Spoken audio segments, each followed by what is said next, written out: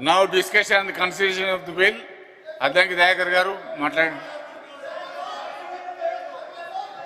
అధ్యక్ష, ఈరోజు కన్న తల్లిదండ్రులకు సంబంధించిన అంశంలో ఏ విధంగా పిల్లలు బాధ్యతగా ఉండాలనే ఆలోచనతోని గౌరవ ముఖ్యమంత్రి గారు, గౌరవ మంత్రి గారు లక్ష్మణ్ గారు ఈ సామాజిక బాధ్యతగా ఈ బిల్లును ఏర్పాటు చేసినట్టుగా నేను భావిస్తున్నా.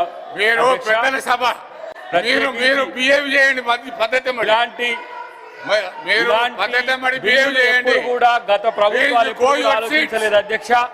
కేవలం ఈరోజు దీన్ని అడ్డుకోవడానికి, తల్లిదండ్రులను పిల్లలు ఆదుకోవాలనే దాన్ని కూడా అడ్డుకోవడానికి అలా బీఆర్ఎస్ పార్టీ నాయకులు చేస్తున్న తతంగం చూస్తే సభ్య సమాజం తలదించుకునే విధంగా ఉంది అధ్యక్ష. కేవలం వాళ్ళ యొక్క రాజకీయ ప్రయోజనం తప్పితే ప్రజా ప్రయోజనం కానీ సామాజిక ప్రయోజనం కానీ ఎప్పుడు కూడా గత ప్రభుత్వం ఆలోచించలేదు, బీఆర్ఎస్ కూడా ఎప్పుడు ఆలోచించలేదు అధ్యక్ష. నేను అంటున్నా, ఇలాంటి ఒక మానవీయ కోణం నుంచి ఈ చట్టాన్ని తయారు చేసినప్పుడు ఆహ్వానించాల్సింది పోయి ఈరోజు సభ్యులు ఇలాంటి గోలను పెట్టడం అనేది నిజంగా సిగ్గుచేటు. ఇలాంటి సామాజిక బాధ్యతను ఎప్పుడు కూడా పార్టీ కానీ వాళ్ళు కానీ నిర్వర్తించిన దాఖలాలు లేవు అధ్యక్ష. వాళ్ళే ఇప్పుడు అంటున్న మాటలు, ఈ సభలో అంటున్న మాటలు చూస్తే నవ్వొస్తున్నది. దొంగలే దొంగ దొంగ దొంగ అన్నట్టున్నది. ఒక కొంతమంది ఏమో దొంగలు బయట పోయి దాచుకున్నారు, మళ్ళీ వీళ్ళు వచ్చి ఇక్కడ దొంగ అని చెప్పి ఇలా ప్రభుత్వాన్ని నిందించే ప్రయత్నం చేస్తున్నారు అధ్యక్ష. ఈ బిల్లు ఏదైతే ఉందో ఈ బిల్లును మానవీయ కోణం నుంచి అనే అంశాన్ని ఒక చర్చ అయితే అసలు బాధ్యత ఉన్న సభ్యులుగా వాళ్ళు మాకు కనిపిస్తలేరు అధ్యక్ష. బాధ్యత ఉంటే ఇలాంటి నిరసనలు చెప్పే ప్రయత్నం చేయరు అధ్యక్ష. కేవలం ముందు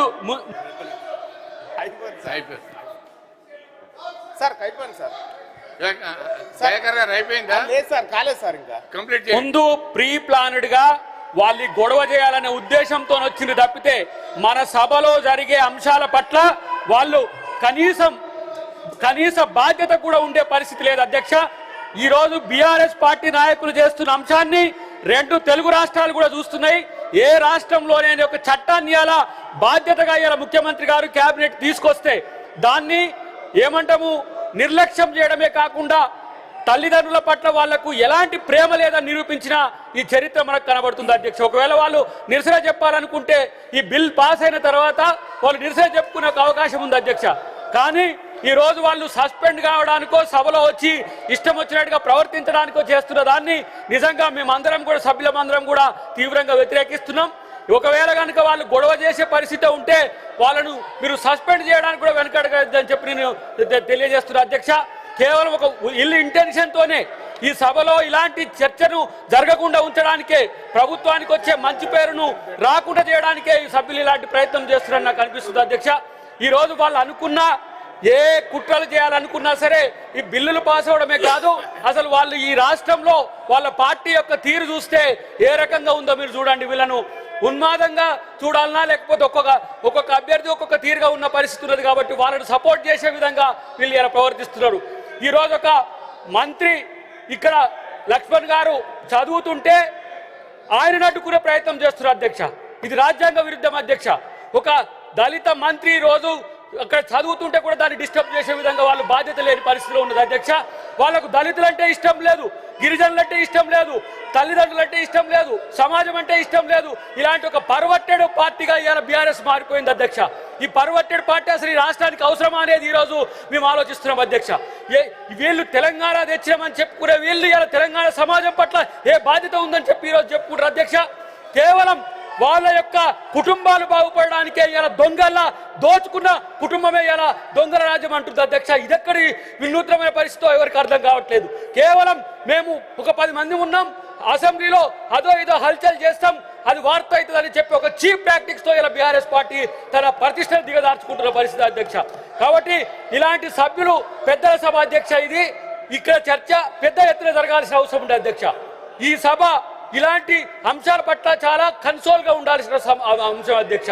కానీ వాళ్ళు బీఆర్ఎస్ ఎమ్మెల్యేల కంటే దిగజారి వీళ్ళు ప్రవర్తించడాన్ని నేను వ్యతిరేకిస్తున్నా అధ్యక్ష. ఇది ఎమ్మెల్యేల మాదిరిగా వాళ్ళకు వీళ్ళు మద్దతు చెప్తున్నట్టుగా కనపడుతుంది అధ్యక్ష. నిన్న కడియం శ్రీహరి గారిని ఒక సభ్యుడు ఏ విధంగా ప్రవర్తించడో చూసినాం. దయచేసి సభలో దయాకర్ గారు చెప్ అవతల సభలో జరిగిన విషయాలు సార్ ఈ సభలో ప్రస్తావించడానికి వీల్లేదు సార్ అధ్యక్ష. అందుకనే గౌరవ సభ్యులకు కూడా చెప్తా ఉన్నాను, మీరు మీ స్థానంలో కూర్చోండి. రిసీవ్ విన్నారా? మేమింటాం అధ్యక్ష, మేమింటాం అధ్యక్ష. వాళ్ళు వినే పరిస్థితిలో ఉండే అధ్యక్ష. ఆ సభలో జరిగిన దాన్ని తీసుకొచ్చి ఇక్కడ పెట్టుతున్నారు అధ్యక్ష. ఆ సభలో వాళ్ళు సస్పెండ్ అయ్యి వాళ్ళు ఇష్టారీతిగా ప్రవర్తించడం వల్ల వాళ్ళు సస్పెండ్ అయ్యారు అధ్యక్ష. మరి వాళ్ళని చూసి వీళ్ళు సస్పెండ్ కావాలనుకుంటారో ఏమో తెలియదు కానీ ఇలాంటి బిల్లుల పట్ల వీళ్ళు వ్యవహరిస్తున్న తీరు ఆక్షేపణీయంగా ఉంది అధ్యక్ష. కాబట్టి అక్కడ సమస్యను ఇక్కడ కూడా తీసుకురావద్దని చెప్పి వాళ్ళకు గట్టిగా మందలిచ్చి వాళ్ళని సీట్లలో కూర్చోవాల్సిందిగా నేను మిమ్మల్ని విజ్ఞప్తి చేస్తున్నా అధ్యక్ష. ఈరోజు వాళ్ళు మాట్లాడుతున్న మిత్రులు ఎవరైనా సరే ఇలా మీరు తల్లిదండ్రుల పట్లనో సమాజం పట్లనో మీకు ఒక చిత్తశుద్ధి ఉంటే మీరు కూర్చోవాలని చెప్పి నేను తెలియజేస్తున్నా అధ్యక్ష. తీర్మాన్ Mallanna garu, honourable minister martial కొడతారు అధ్యక్ష.